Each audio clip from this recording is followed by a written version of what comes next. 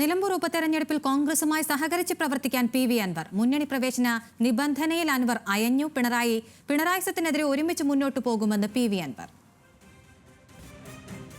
ചർച്ച പരിപൂർണ പോസിറ്റീവായിരുന്നു. ഞങ്ങൾ വളരെ സംതൃപ്തരാണ്. പിണറായി സത്തിനെതിരെ എല്ലാവരും കൂടെ ഒരുമിച്ച് നിന്നുകൊണ്ട് മുന്നോട്ട് പോകണമെന്ന ഒരു കൃത്യമായ ധാരണയുണ്ടായിട്ടുണ്ട്. ഞങ്ങൾക്ക് പറയാനുള്ള എല്ലാ കാര്യങ്ങളും പറഞ്ഞിട്ടുണ്ട്, വിശദീകരിച്ചിട്ടുണ്ട്. ഞങ്ങളുടെ കാഴ്ചപ്പാടുകൾ വിശദീകരിച്ചിട്ടുണ്ട്.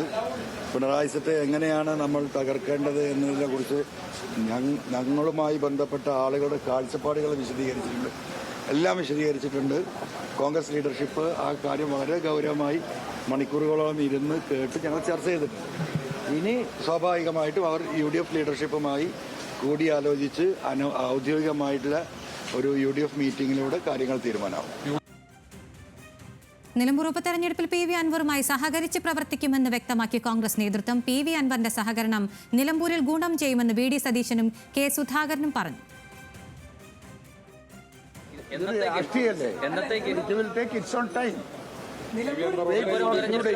നിലമ്പൂർ ഉപതെരഞ്ഞെടുപ്പിന് മുമ്പുണ്ടാകുമോ തീരുമാനം?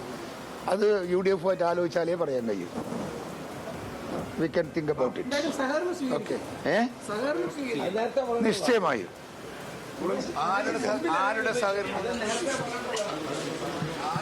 സഹകരണവും നമ്മൾ സ്വീകരിക്കും, ഗുണം ചെയ്യും.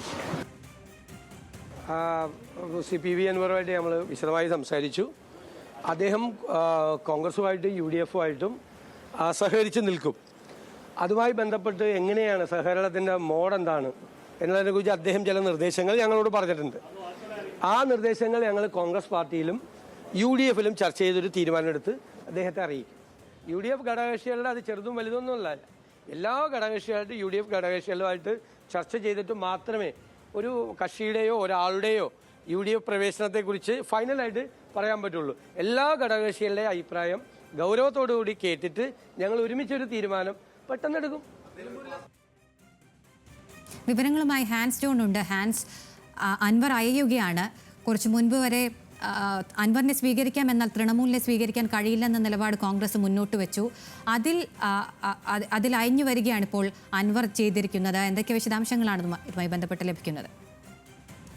അഖില, ഇന്ന് രാവിലെ ആയിരുന്നു ഈ കോൺഗ്രസ് നേതാക്കളുമായിട്ടുള്ള പി.വി. അൻവറിന്റെ ചർച്ച. പ്രതിപക്ഷ നേതാവിന്റെ ഔദ്യോഗിക വസതിയിൽ പ്രതിപക്ഷ നേതാവ് വി.ഡി. സതീശൻ, രമേശ് ചെന്നിത്തല, KPCC പ്രസിഡന്റായിട്ടുള്ള കെ. സുധാകരൻ എന്നിവരോടൊപ്പമാണ് അൻവറും മറ്റ് തൃണമൂൽ നേതാക്കളും ചർച്ച നടത്തിയത്. ഈ ചർച്ച ഒരു പോസിറ്റീവായ രീതിയിൽ നടന്നു എന്നാണ് നേതാക്കളടക്കം മാധ്യമങ്ങളോട് വ്യക്തമാക്കിയത്. അതിന്റെ വിശദാംശങ്ങളാണ് നമ്മൾ അല്പം സമയം മുമ്പ് കേട്ടതും. എന്തായാലും ഈ വിഷയവുമായി ബന്ധപ്പെട്ട് നേരത്തെ നിലമ്പൂർ ഉപതെരഞ്ഞെടുപ്പ് മുന്നിൽ വന്ന സാഹചര്യത്തിൽ VS ജോയിയെ അടക്കം സ്ഥാനാർത്ഥി ആക്കണമെന്നുള്ളൊരു സമ്മർദ്ദം അൻവർ UDF നേതാക്കളുടെ മുന്നിലേക്ക് വച്ചിരുന്നു. പക്ഷെ അതൊരു അപേക്ഷ മാത്രമായിരുന്നു എന്നാണ് ഇപ്പോൾ അൻവർ മാധ്യമങ്ങളോട് വ്യക്തമാക്കിയത്.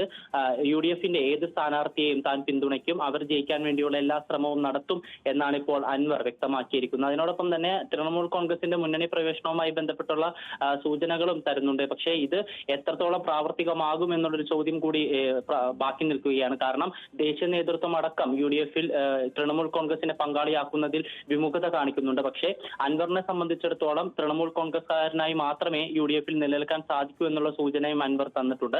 പക്ഷേ ഈ മുന്നണി പ്രവേശനം UDF ഘടകകക്ഷികളുമായി ചർച്ച ചെയ്തതിനു ശേഷം മാത്രമേ ഒരു തീരുമാനത്തിലേക്ക് എത്താൻ കഴിയുകയുള്ളൂ എന്നുകൂടി കോൺഗ്രസ് നേതാക്കൾ വ്യക്തമാക്കുന്നുണ്ട്. പക്ഷേ എന്തായാലും വരുന്ന നിലമ്പൂർ ഉപതെരഞ്ഞെടുപ്പ് ആവട്ടെ, അല്ലെങ്കിൽ തദ്ദേശ സ്വയംഭരണ തെരഞ്ഞെടുപ്പ് ആവട്ടെ, 2026 നിയമസഭാ തെരഞ്ഞെടുപ്പ് ആവട്ടെ, ഇതിലെല്ലാം സഹകരിച്ച് പ്രവർത്തിക്കാനുള്ള ഒരു ചർച്ചയാണ് ഇന്ന് നടന്നതെന്നാണ് അൻവറും മറ്റ് നേതാക്കളും ഇപ്പോൾ വ്യക്തമാക്കിയിരിക്കുന്നത്. അഖില, നിലമ്പൂർ ഉപതെരഞ്ഞെടുപ്പിൽ കോൺഗ്രസുമായി സഹകരിച്ച് പ്രവർത്തിക്കാൻ തയ്യാറെന്ന് പി.വി. അൻവർ അറിയിച്ചിരിക്കുന്നു. ഹാൻസ് ആണ് വിവരങ്ങൾ നൽകിയത്.